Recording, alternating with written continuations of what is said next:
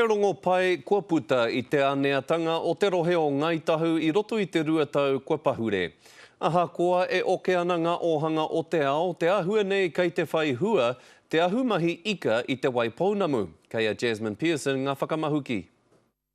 Anō nei kaore he whiunga ki tua o te rū whenua, kātahi ka heke anō ko te ao ohanga. Given the options that New Zealand has, I think it's very important that the wider New Zealand economy understand that the health of the Māori economy is central. Kei te pokapū o te ohanga Māori ko ngā rawa a Tangarua. Ko Ngaitahu tētahi iwi kua whaihua I te tau pahure. Ahakoa I whiua rawatia te nuinga o ōna Pākihi e ruaumoko. Kua piki ake te whiwhinga ahu moana a Ngaitahu mā te whāmiri o Natara.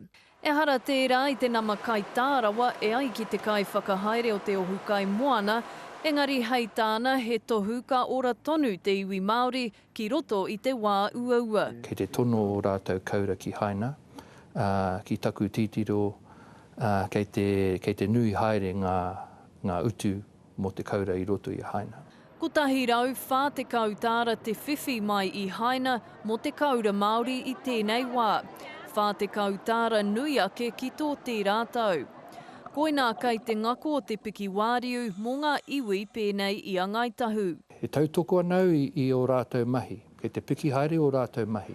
Kei te piki haere hoki te wāriu o te ohanga Māori, kei tua o te toru te kau mārima piri o Natara I tēnei wā.